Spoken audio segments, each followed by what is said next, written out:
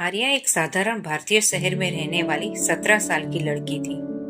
उसके सपने बड़े थे, पर उसके मन में हमेशा ये भावना रहती थी कि वह दूसरों जितनी अच्छी नहीं है। उसे लगता था कि उसके पास जो है वह पर्याप्त नहीं है। स्कूल में उसकी दोस्त रिद्धि के पास महंगे जूते थे, अनन्या हर साल विदेश घूमने जाती थी और नीलम के पास नवीनतम फोन था।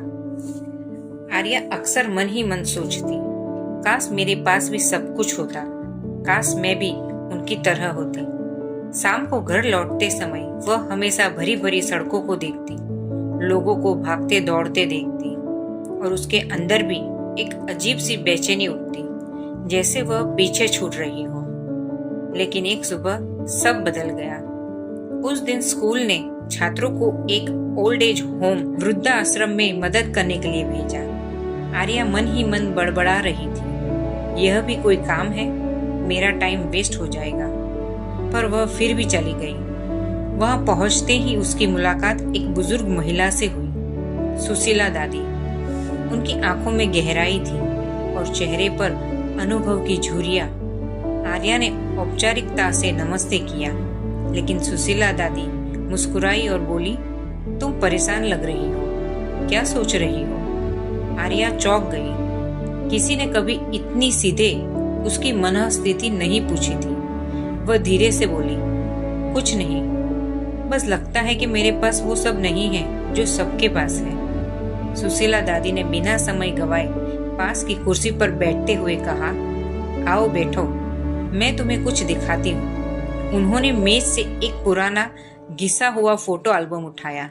उसके पन्नों में उनकी छोटी छोटी तस्वीरें थी, कभी अपने बच्चों को स्कूल भेजते हुए, कभी घर की रसोई में खाना बनाते हुए, कभी अपने पति के साथ किसी मेले में घूमते हुए। सुशीला दादी धीरे से बोली, ये मेरे जीवन के सबसे कीमती पल हैं। तुम जानती हो क्यों? क्योंकि उस वक्त मुझे पता था मेरे पास कम है, लेकिन अपने हैं। आर्या ध्यान से सुन रही थी।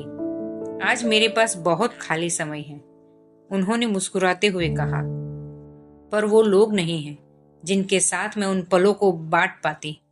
सालों तक मैं भी यही सोचती रही, दूसरों के पास मुझसे ज्यादा था, पर अब समझ आती है, जिसके पास संतोष होता है वही सबसे अमीर होता है।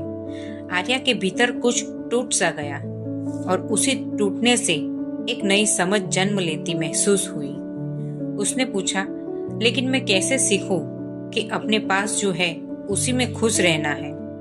सुशीला दादी ने उसकी आंखों में देखते हुए कहा, अपने पास जो है उसे पूरी तरह देखकर अपनी माँ की मुस्कान से शुरू करो, अपने पिता की मेहनत से, अपनी खुद की सेहत से, उन दोस्तों से जो तुम्हें समझते हैं और उन सपनों से जिन्हें तुम अपने बल पर पूरा कर सकती हो।